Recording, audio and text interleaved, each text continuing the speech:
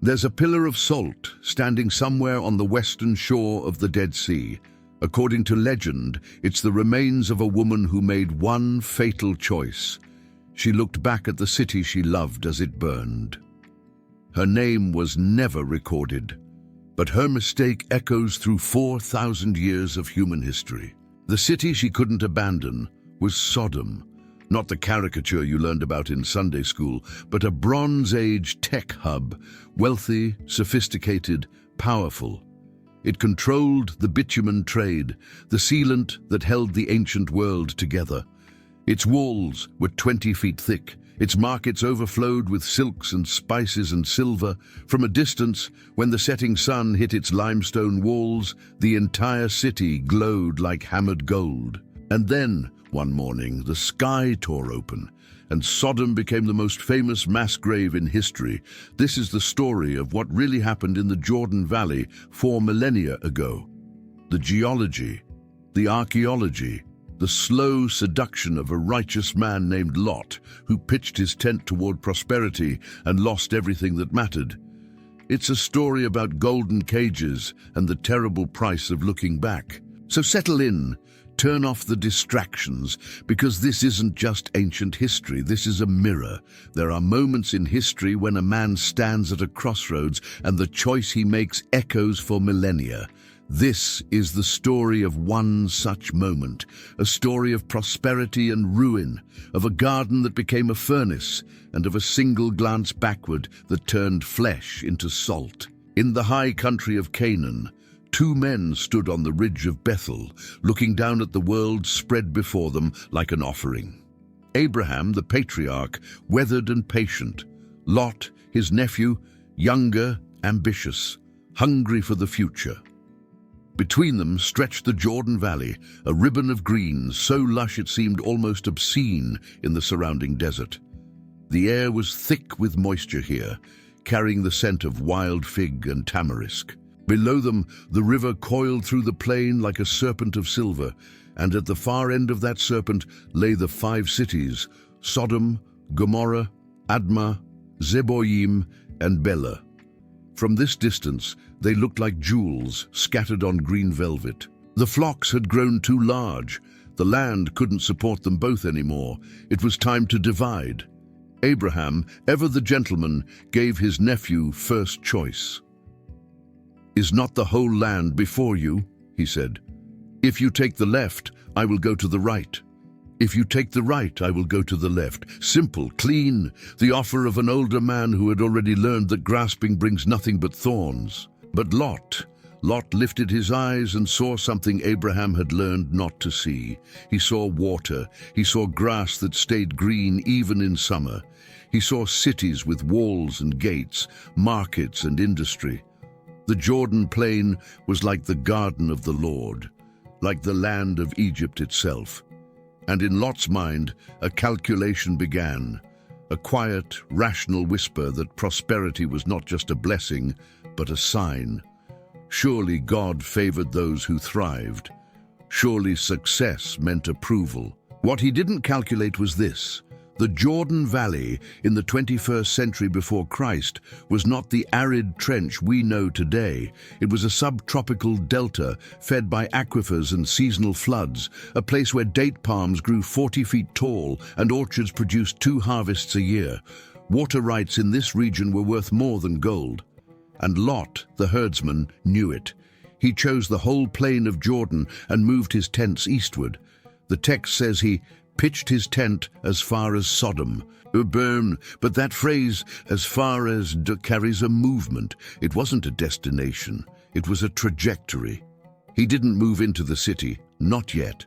He moved toward it. And that first step toward the shadow is always the easiest to justify. The wealth of Sodom didn't come from agriculture alone. It came from the earth itself, from the thick black seepages that bubbled up around the Dead Sea like wounds that wouldn't heal. The ancients called them the slime pits, but we know them as asphalt deposits, bitumen fields, natural petroleum reserves that oozed to the surface in sticky, sulfurous pools. The smell was unmistakable. A mix of tar and rotten eggs, the scent of deep earth forced into daylight. And for the Bronze Age world, this was liquid gold. Bitumen was the sealant that made ships watertight, the mortar that held defensive walls together, the glue of empire. Egypt used it to embalm their dead. Babylon used it to waterproof their ziggurats, and Sodom controlled the supply. Caravans came from Mesopotamia, from the coast of Phoenicia, from the highlands of Anatolia, all seeking the black tar that made civilization possible. The cities of the plain weren't just prosperous. They were a tech hub, an ancient Silicon Valley built on a single, irreplaceable resource. Lot walked through the markets and smelled jasmine mixed with bitumen. He heard the ring of silver on merchant scales. He saw fabrics dyed with colors he couldn't name, jewelry worked with techniques he'd never seen, and beneath his feet, so subtle he almost didn't notice it, the ground hummed. A low-frequency vibration, like the earth was breathing. The Dead Sea sits on a fault line, the same geological rift that runs from Syria to Mozambique. And in those days, the pressure was building. The earth was restless. But who pays attention to omens when the market is booming? Lot didn't stay in his tent. That's the detail that tells you everything. He moved from a tent, mobile, temporary, the dwelling of a man passing through, to a house with a gate. This wasn't just an upgrade in comfort. It was a change in identity. A tent says, I'm a pilgrim. A house with a gate says, I'm a citizen. I belong here. The archaeology doesn't lie. At Tall el-Hammam, just northeast of the Dead Sea, they found massive fortifications, walls 20 feet thick, gates with multiple chambers, towers that would have required thousands of laborers to construct. This wasn't a village, it was a fortress city, a place where wealth was guarded and status was measured in stone. Lot acquired property here. He built, he settled, and at night he heard the sounds of the city, the music, the laughter, the revelry that went long past midnight and well into the hours when honest men should be sleeping. At first it troubled him. The text says he was vexed in his righteous soul day after day. But here's the thing about vexation. It fades. The human ear adjusts to noise. The human conscience adjusts to compromise.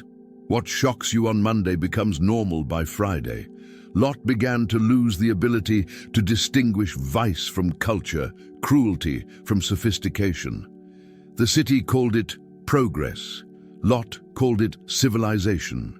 And when they appointed him a judge at the gate, a position of honor, of influence, he accepted. He was part of the system now, not just a resident, an official, a man with a voice in the councils of power. And that voice, day by day, grew quieter on the things that mattered. The 5 cities weren't isolated outposts. They were a network, a confederation of trade and vice and mutual prosperity. Gomorrah specialized in textiles, Adma dealt in livestock, Zeboim controlled the northern trade routes. Bela, later called Zoar, was the smallest, a way station for travelers. And Sodom was the crown jewel, the hub where all roads met. Walk through that marketplace in your mind. Hear the haggling in a dozen languages, smell roasted lamb and coriander.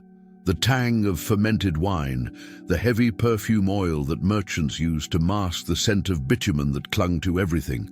See the stalls piled with figs and pomegranates, with bolts of linen and bronze daggers, with idols carved from olive wood and painted with ochre. And watch, really watch, the way people move, the confident stride of the wealthy. The hurried shuffle of the poor, the careful eyes-down walk of the stranger, because in Sodom there was a hierarchy that everyone understood. The locals were protected, the merchants were tolerated, but the stranger, the foreigner, the poor traveler who came seeking shelter, they were sport. The prophet Ezekiel would later define the sin of Sodom this way: pride, fullness of bread, and an abundance of idleness. They had so much, they invented cruelty as entertainment. They turned exploitation into culture, and the marketplace, with all its color and wealth, was built on the backs of those who had no voice and no protection. A traveler enters the square, dusty, tired, looking for water. Watch what happens. The crowd doesn't ignore him. They notice. They circle. Someone bumps him. Someone else laughs. His coin purse is lighter when he leaves than when he arrived. And if he complains, the judges at the gate shrug. You should have been more careful, stranger. The city's pulse quickens during these moments, not with shame, with pleasure. And Lot, sitting at that gate, saw it, day after day, and said nothing. Abraham built altars, simple ones, rough stones piled in the open air, places to call on the name of the Lord under the sky. No priests, no rituals, no hierarchy, just a man and his God, and the smoke of a sacrifice rising into the wind. You can still find those kinds of altars in the highlands of Judea, cairns of limestone, weathered and nameless, marking places where someone once cried out to heaven. But in the cities of the plain, the altars were different. They were enclosed, ornate, dark. The temples smelled of incense and animal musk and something else, something sour like fear. The gods here demanded more than worship. They demanded participation, ritual prostitution, child sacrifice in times of crisis. The priests wore gold, and the gold was bought with blood. Lot's daughters began to wear jewelry that reflected the local style, crescent moons, serpents, the symbols of Ishtar and Moloch. His wife attended the banquets at the temple. It wasn't apostasy, she said. It was culture. It was being a good neighbor. And Lot, the man who once walked with Abraham, said nothing, because by now his voice had grown too small to be heard over the sound of his own comfort. Then the heat came. Not the normal heat of summer, but something else, an unnatural warmth that settled over the valley like a blanket made of iron. The air shimmered.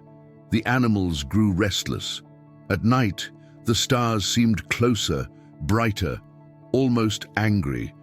The water levels in the Dead Sea began to drop, exposing white crusts of salt along the shoreline. The old shepherds in the hills muttered about signs and seasons, about the way the earth felt before a storm that had no clouds. But in Sodom, the elite laughed. Omens were for primitives, shepherds who lived in tents and talked to invisible gods. Civilized people didn't fear the weather. They built walls against it. They controlled their environment. They were masters of their fate. Lot stood on the roof of his house one evening and looked toward the mountains where Abraham still lived.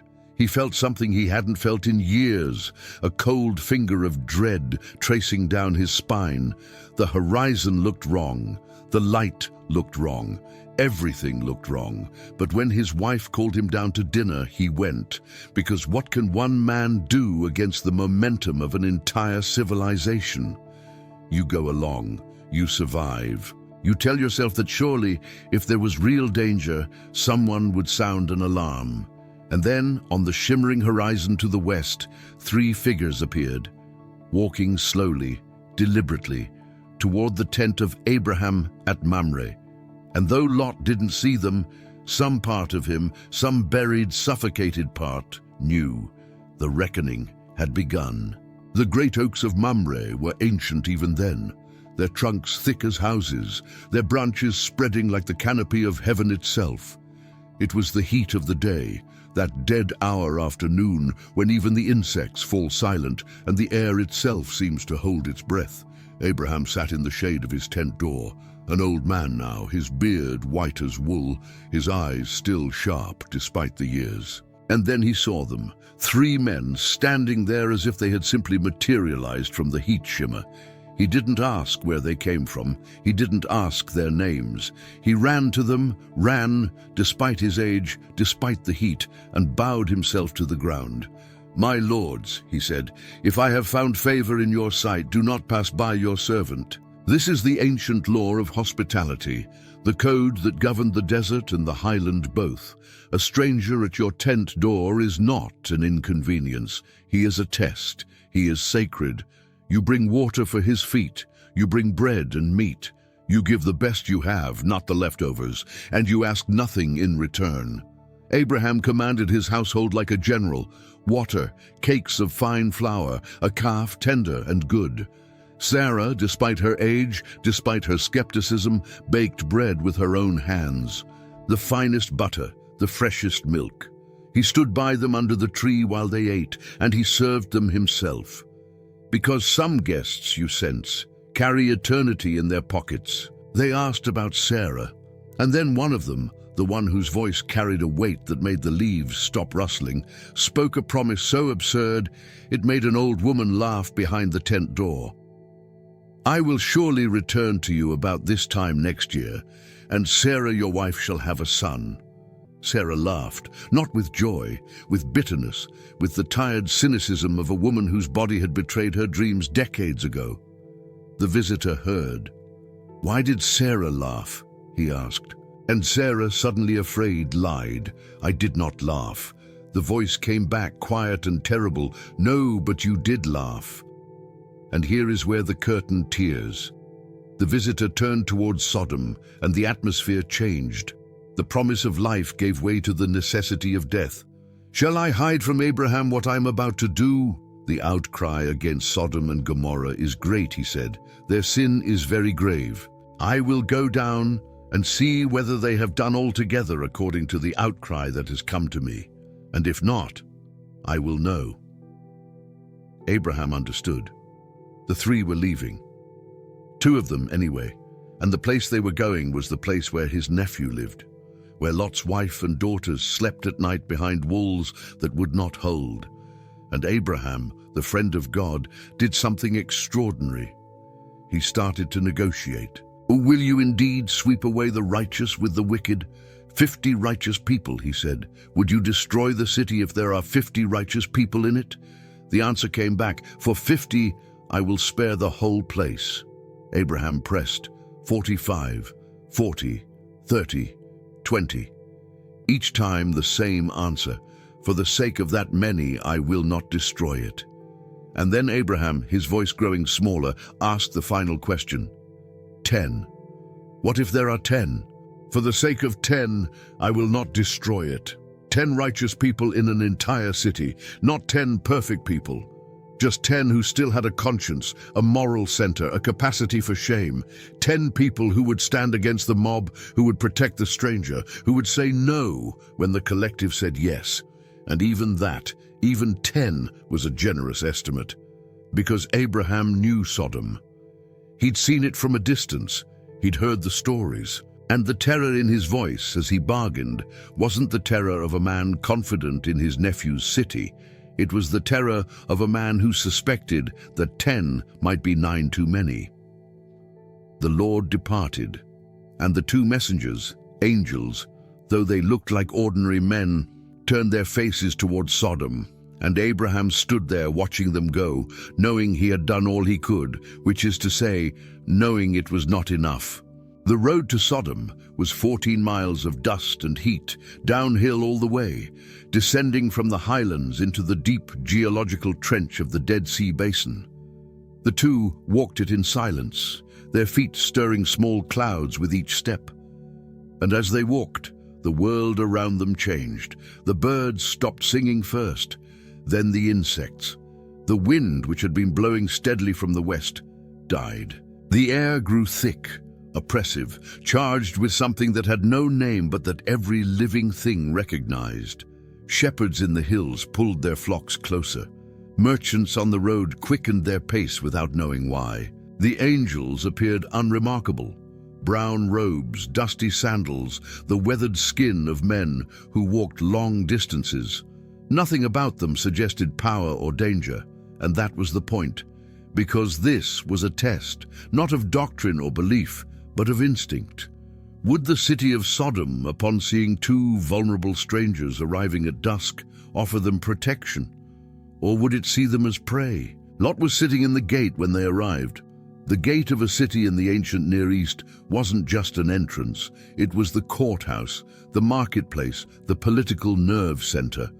Men of standing sat there to see and be seen, to adjudicate disputes, to conduct business, and Lot had a seat at that gate now, a place of honor. He'd made it. He was somebody. And then he saw them. 2 men, strangers, walking toward the city as the sun touched the western hills. And Lot felt something he hadn't felt in years, a jolt of recognition, a spike of holy fear that cut through all the accumulated comfort and compromise. He didn't know who they were, but he knew what they were, and he knew with absolute certainty that they could not spend the night in the square. He rose and went to them, bowing low. "My lords, please turn aside to your servant's house and spend the night and wash your feet. Then you may rise up early and go on your way." They refused at first. "No," they said, "we will spend the night in the town square." And Lot pressed them urgently. He didn't explain why. He didn't have to. The desperation in his voice said everything. Finally, they turned aside to his house. And Lot, walking quickly, almost running, felt the eyes of the city on his back. Inside he made them a feast, unleavened bread, bread made without yeast, baked in haste, the same bread that would later mark the Passover, the night of blood and deliverance. Lot's wife complained. They had plans. There was a banquet at the magistrate's house. Important people would be there. But Lot, for once, didn't yield. "These men stay. These men eat. These men are under my roof, and under my roof they are safe." His wife relented, but the look on her face was clear. "You're embarrassing us. This isn't how civilized people behave." Outside, the sun descended toward the horizon, and the city of Sodom prepared for evening. The streets began to fill, the torches were lit, the markets closed and the taverns opened. And somewhere in that transition between day and night, a murmur started. Two strangers at Lot's house, young, handsome, unprotected. The sunset that evening was extraordinary, the kind of sunset that painters spend their lives trying to capture and never quite succeed. The western sky turned gold, then amber, then a deep, burning orange. And the light, the horizontal light of the dying sun, hit the limestone walls of Sodom and transformed them. For 20 minutes the whole city glowed as if it were made of hammered gold, beautiful, radiant, a lie told in light. Lot stood at his window and watched it, and for a moment, just a moment, he remembered his first day in this valley. He'd been younger then, eager, full of hope. He'd looked at this city and seen opportunity, prosperity, the future. He'd pitched his tent towards Sodom, and then he'd moved into Sodom, and then he'd become Sodom. And now, standing in his fine house with his fine robes and his position at the gate, he felt something he couldn't name. Not quite regret, not quite grief, more like the phantom pain of an amputation, the ache for something that used to be part of you but isn't anymore. The sky above was wrong, though. Beneath the gold and amber there was a bruised purple, the color of a healing wound, the color of deep water where light doesn't reach. Atmospheric scientists would tell you it's caused by particulates in the upper atmosphere, by dust and ash that scatter light in unusual ways. The ancients would tell you it's the color of heaven holding its breath. Both are true. The first torch was lit in the street below, and then another and another, and the murmur that had started at dusk grew into a rumble, and the rumble grew into voices, and the voices grew into a crowd, and the crowd moved like a single organism toward the house where Lot had taken his guests. Lot heard them coming. He heard the footsteps, the laughter, the low, excited chatter of people about to do something they know is wrong but have convinced themselves is right. And then the knock came. Not gentle, not tentative, the hard, rhythmic pounding of fists and staffs against wood, the sound of a mob that has already made up its mind. Lot looked at the two strangers in his house. They sat calmly, watching him, their faces unreadable. And Lot understood in that moment that this was not a test of them. It was a test of him, of his city, of everything he had built and become. He walked to the door. His hands were shaking. His wife grabbed his arm. "Don't," she hissed, "don't make a scene. Let them have what they want. It's not worth it." But Lot shook her off. Because some things, even for a compromised man, even for a coward, are worth it. He opened the door, stepped outside, and closed it behind him, alone, facing the city he had called home. and all of Sodom looked back at him with a single, hungry smile. The street was packed. Not just the young men, not just the troublemakers who prowl the edges of civilization looking for chaos. All of them, young and old, merchants and laborers, the men who sat at the gate during the day, dispensing justice, the fathers who blessed their children at night. All of them pressed together in the flickering torchlight, their faces transformed by the alchemy of the mob into something that wasn't quite human anymore. "Where are the men who came to you tonight?" they called. "Bring them out to us, that we may know them." Know them. The Hebrew word is yada, to know intimately, carnally. This wasn't curiosity. It was violation as a weapon, rape as dominance, the final assertion of a city's power over anyone who dared to enter without permission. And Lot, standing alone between his door and the mob, felt the full weight of his failure. He had lived among these people for decades. He had done business with them. He had judged their disputes. He had called them neighbors, and now he saw them for what they were, for what they had always been, for what he, perhaps, had become. He raised his hands. "Please, my brothers, do not act so wickedly." Brothers. Even now he used that word. Even now he tried to appeal to something that had died long ago. "Behold, I have 2 daughters who have not known any man. Let me bring them out to you and do to them as you please. Only do nothing to these men, for they have come under the shelter of my roof." Silence. For one terrible heartbeat, silence. And then the daughters, listening from inside, heard their father offer them to the mob. Their own father. The man who was supposed to stand between them and the world. And something broke in that house that would never be repaired. A trust, a bond, the invisible architecture that holds a family together. The crowd didn't accept the offer, not because they had standards, but because the offer itself was an insult. "This fellow came in to stay as a foreigner," they shouted, "and he has become the judge. Now we will deal worse with you than with them." They surged forward, pressing against Lot, pushing him back against his own door. The smell of them, wine and sweat and torch smoke and something darker, something animal, washed over him. He was going to die here, killed by his neighbors, in front of his own house. And no one would call it murder. They would call it justice. And then the door opened behind him. Hands reached out, strong hands, hands that felt like they were carved from stone, and pulled him inside.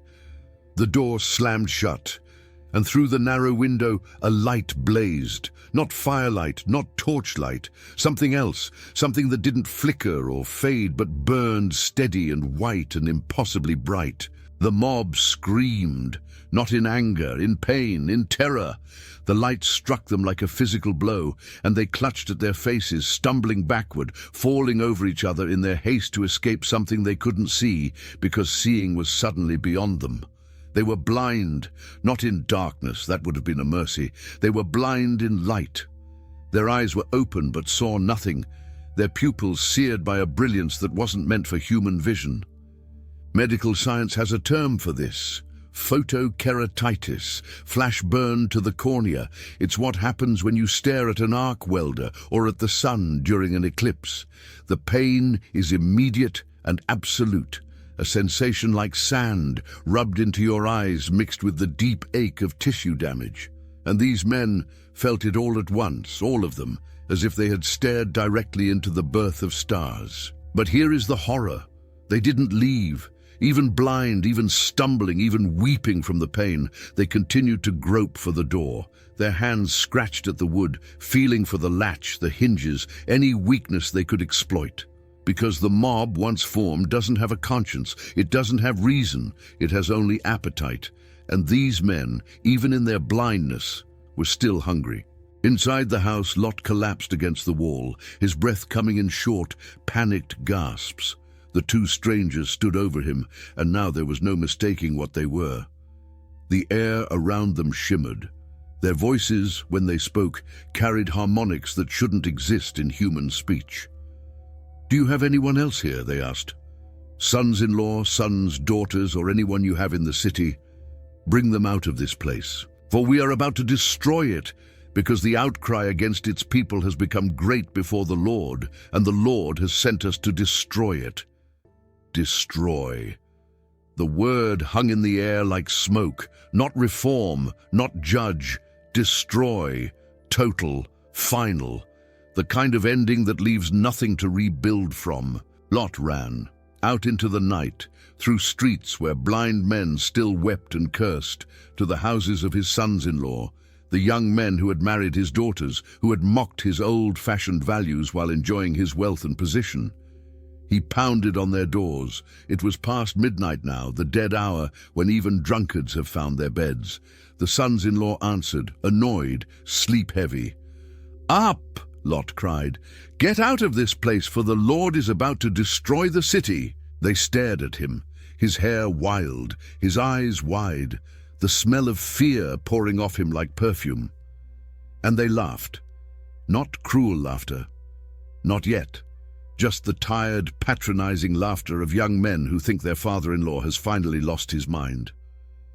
"Come now, old man," they said. "You've had a bad dream. Too much wine. Go home. Sleep it off. The city isn't going anywhere." He seemed to them to be jesting. That phrase carries a weight that translation can barely hold. It wasn't that they didn't believe in judgment. It was that they couldn't conceive of judgment happening to them. Here, in this city with its walls and wealth and sophisticated culture, judgment was for primitives, for tent dwellers, for people who hadn't evolved past superstition. And so they closed their doors, and Lot stood in the empty street, and the weight of his own irrelevance crushed him like a stone. He returned home as the first grey light touched the eastern horizon. 3 in the morning, the hour of ghosts and decisions. The angels were waiting. "Arise," they said, "take your wife and your 2 daughters who are here, lest you be swept away in the punishment of the city." Simple, direct. But Lot couldn't move. He stood in his house and looked at his possessions.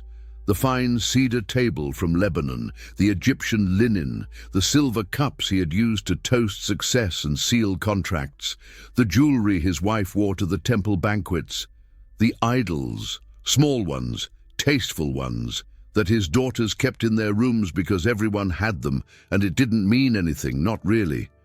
Each object carried a memory, a story, a piece of the life he had built.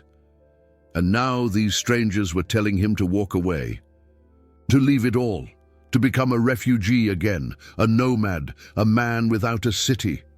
His wife was weeping, not from fear of destruction, but from the thought of loss. "We can't leave all this," she said. "We've worked so hard. We've earned this." And Lot, standing in his fine house wearing his fine robes, felt paralyzed, because the golden cage, once you've lived in it long enough, stops feeling like a cage. It feels like home, and the door standing open looks less like freedom and more like suicide. The angels didn't argue. They didn't give him time to think. They reached out and seized him by the hand, seized his wife by the hand, seized his daughters by the hand, and pulled. And the sensation was like being grabbed by machinery, by iron wrapped in flesh. There was no gentleness in it, no concern for comfort. It was pure force, pure necessity. The text says, "the Lord being merciful unto him." And this is what mercy looks like sometimes. Not soft words and patient waiting, but holy violence. Being dragged from the burning house because you've lost the capacity to run. They pulled the family through the streets, past the houses where blind men still wept, past the temple where the priests slept unaware, past the gates that had seemed so strong and were about to become dust. And at the edge of the city, at the boundary between Sodom and the rest of creation, they set them down. "Escape for your life," the angels commanded. "Do not look back. Do not stop anywhere in the valley. Escape to the hills, lest you be swept away." The hills, the mountains, the rough, poor country where Abraham still lived in his tent. Lot looked at those mountains, dark against the graying sky, and felt a cold fist close around his heart. He couldn't do it. After years of civilization, of comfort, of status, he couldn't go back to being nobody. "Oh no, my lords," he said, his voice breaking.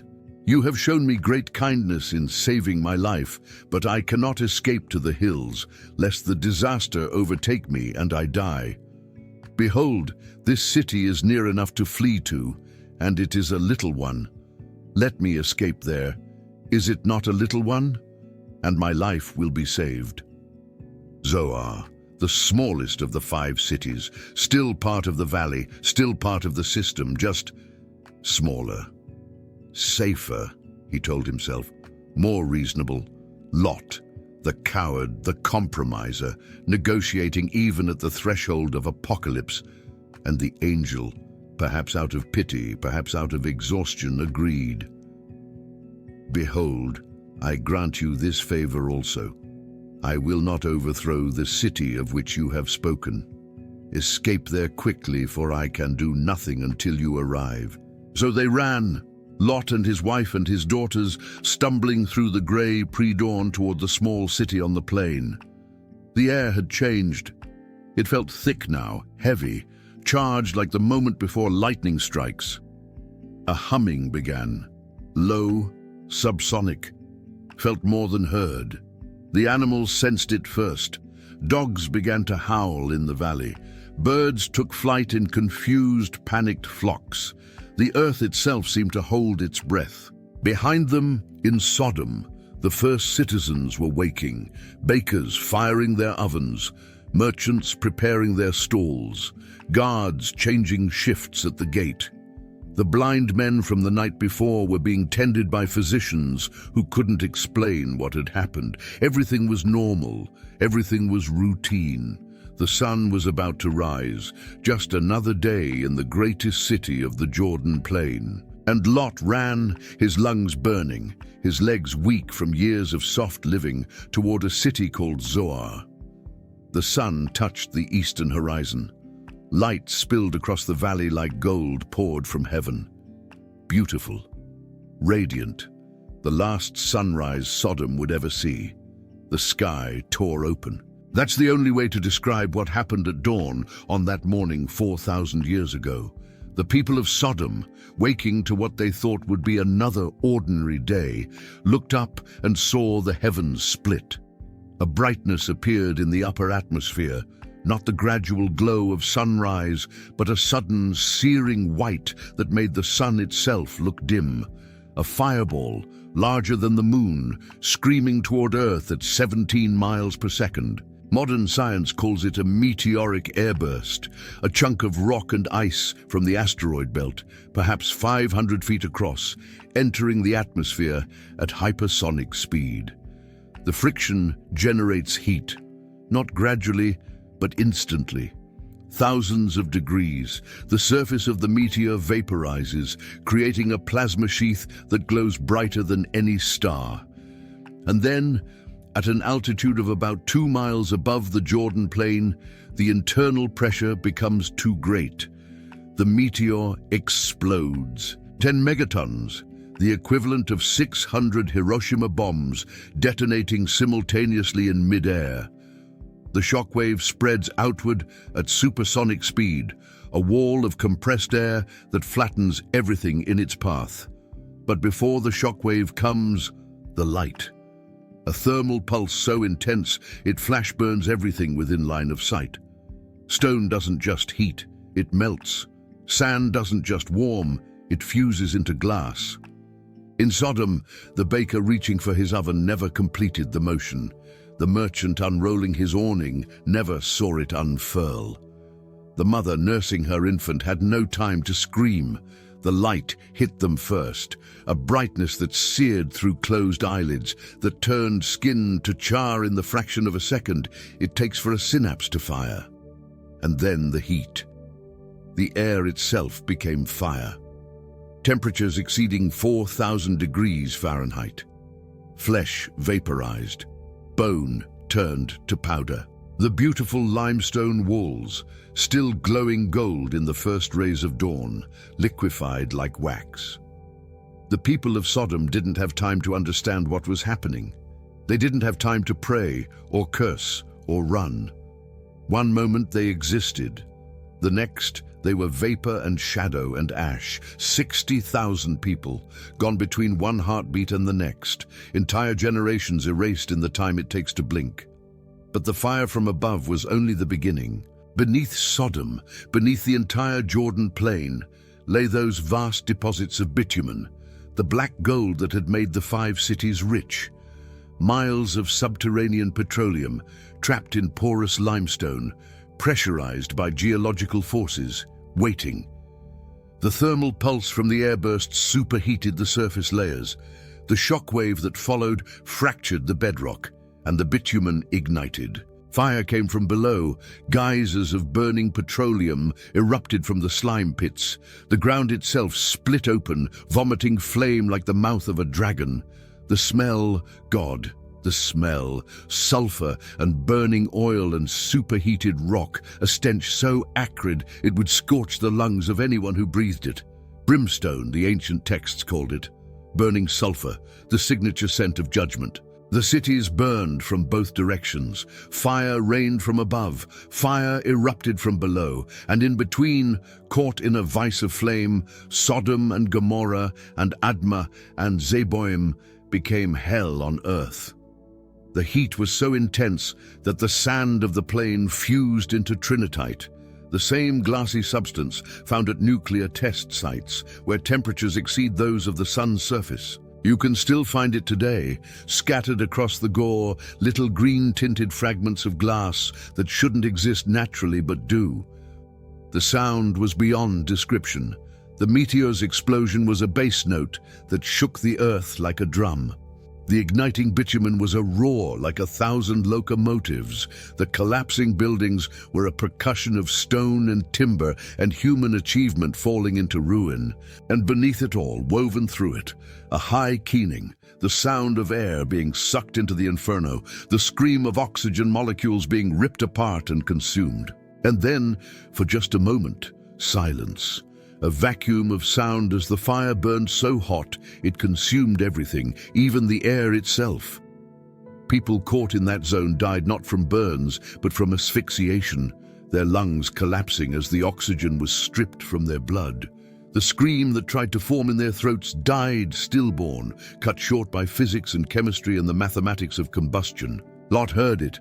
Miles away, stumbling toward Zoar with his wife and daughters, he heard the sound like a freight train made of thunder. He felt the ground shake beneath his feet. He felt the heat on his back, growing, intensifying, like standing too close to a forge.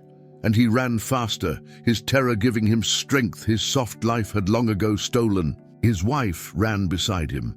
Her jewelry clinked as she moved, the gold earrings she'd bought in the marketplace, the silver bracelets from the temple festivals, the ornaments that marked her as a woman of status in a city that was currently being unmade. And as she ran, something pulled at her, not a physical force, something deeper, a gravity of the heart. Everything she had ever worked for was behind her, her house, her friends, her position. The life she had crafted and curated and protected, the identity she had built, it was all burning, all dying, all being erased as if it had never existed. And she simply couldn't let it go without one last look. She stopped. Lot felt her hand slip from his, but he didn't look back, couldn't look back. The angel's command was absolute. The daughters kept running, their own terror overriding their mother's hesitation. But Lot's wife stood still in the path, turned her head, and looked. It wasn't curiosity. It wasn't disobedience for its own sake. It was love, twisted, toxic, fatal love. She loved the city more than she loved her life. She loved what she had been more than what she might become. And in that moment of looking, she became what she loved. The thermal pulse hadn't dissipated. The air was still superheated, still carrying vaporized minerals, sodium chloride, calcium sulfate, the salts of the Dead Sea Basin thrown into the atmosphere by the violence of the blast. When she turned, when she faced the inferno, she inhaled, and the hypersaline air, thick with minerals, dense with particles, coated her lungs, her skin, her eyes. The moisture in her body acted as a catalyst, crystallizing the salt instantly. She didn't turn into salt like a fairy tale transformation. She was encased in it, a sculpture of sodium and calcium and human regret, standing in the road, her face forever turned toward the city she couldn't abandon. The heat and the salt and the chemistry of catastrophe preserved her there.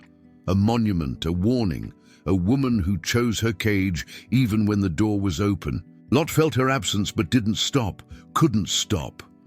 He reached Zoar as the sun cleared the horizon, and he and his daughters fell through the gates, gasping, weeping, alive. Miles away, on the heights of Hebron, Abraham rose early. He had slept poorly, if at all. His conversation with the Lord haunted him, the bargaining, the desperate arithmetic of mercy. 10, righteous. Surely there were 10. Surely. He walked to the place where he had stood before the Lord, the place where he had made his final appeal, and he looked down towards Sodom and Gomorrah, toward the cities of the plain where his nephew lived. What he saw stopped his breath. Smoke, a column of it rising from the valley like the smoke of a furnace. Black and grey and shot through with red, it climbed into the sky in a pillar so vast it seemed to hold up heaven itself. The inversion layer, the atmospheric phenomenon where warm air traps cooler air beneath it, caught the smoke and held it. The entire Dead Sea basin became a bowl of ash and fume, a vision of the pit that no human eye should ever witness. Abraham stood there for a long time. The sun climbed higher, the smoke continued to rise, and the old patriarch, the friend of God, wept.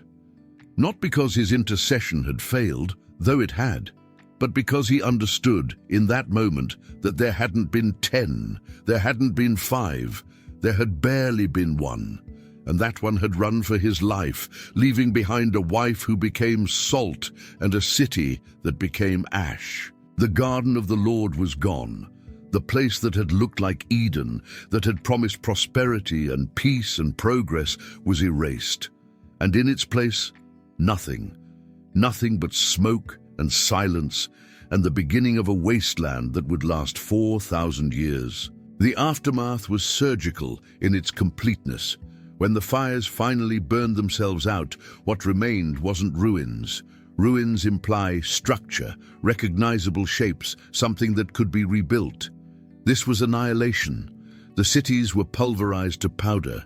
The walls that had stood 20 feet thick were scattered as dust. The houses, the temples, the gates where Lot had sat in judgment, all of it reduced to a layer of white ash that the wind would spend the next 1,000 years spreading across the desert. The Dead Sea itself changed. The thermal event and the seismic activity that followed altered the basin's geology. Water levels shifted. The southern portion of the sea, where the cities had stood, became a shallow brine flat, a place where the salt concentration was so high that nothing could survive.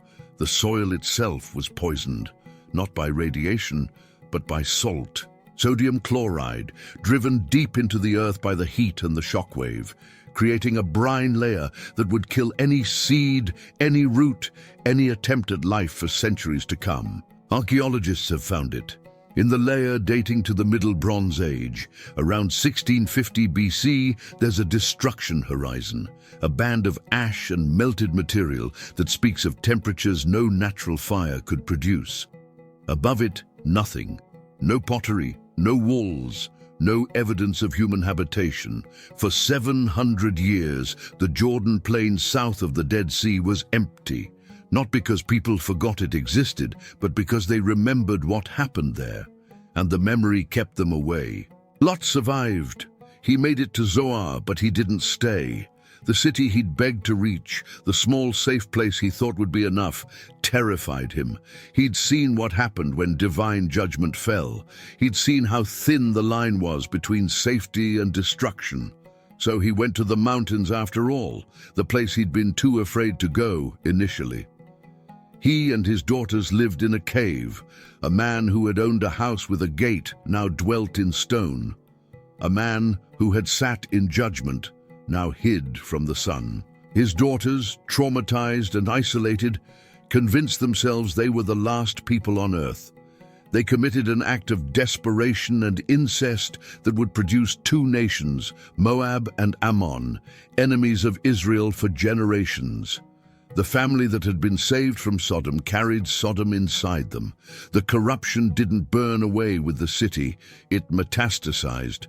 And Lot, the righteous man who was saved, barely, reluctantly by force, ended his days as a cautionary tale rather than a hero.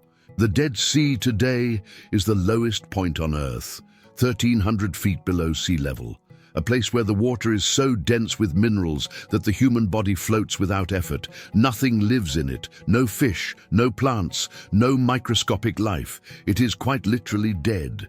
And along its shores, in certain places, you can still find the evidence, the ash layer, the trinitite fragments, the sulfur balls, pure sulfur, formed under intense heat and pressure, scattered like hailstones across the ground. And somewhere, according to tradition, encrusted with millennia of salt, standing on the western shore of the Dead Sea, there is a pillar. Lot's wife, geology and legend intertwined, a monument to the woman who looked back. But this isn't ancient history, this is present warning. Because the golden cage exists today, just as it did 4,000 years ago. It's the career that demands your soul in exchange for status. It's the city that offers everything except the one thing that matters. It's the life you've built that looks perfect from the outside and is hollow at the core. It's the comfort that costs you your conscience, the prosperity that purchases your silence, the civilization that baptizes your compromise and calls it sophistication. We build our own Sodoms. We pitch our tents toward them, then we move into them, then we become them. We sit at the gates and judge others while losing the ability to judge ourselves. We accumulate possessions and call it blessing. We accept cruelty as culture. We mistake the absence of immediate judgment for the absence of judgment itself. And when the warning comes, when the angels appear at our door, when the voice calls us to leave, to run, to abandon the burning house, we hesitate, we negotiate, we ask for Zoar, for a smaller compromise, for a gentler transition. We can't imagine life outside the cage, because the cage has become our identity. Judgment is not an act of divine anger, it's a surgery. It's the removal of what refuses to be healed. God doesn't destroy cities because he's offended. He destroys them because they've become a cancer to themselves and to everything around them. And the smoke rises not as a threat, but as a memorial. This is what happens when a society chooses its appetites over its conscience, its comfort over its character, its prosperity over its purpose. The Dead Sea sits there still, a geological scar, a perpetual cellar. Pause and consider. Every year, thousands of tourists float in its buoyant waters, smear its mineral-rich mud on their skin, take selfies against the backdrop of barren mountains. They don't know they're swimming in a mass grave. They don't hear the echoes of the last morning when the sky fell and the earth burned and 60,000 people learned, too late, that there are some prices prosperity cannot pay. The wind blows across the salt flats. It whistles through the crystalline formations, through the bones of cities and the monument of a woman who loved the wrong things. And if you listen, really listen, you can hear the voice that has echoed for 4 millennia, the warning that never grows old. Remember Lot's wife.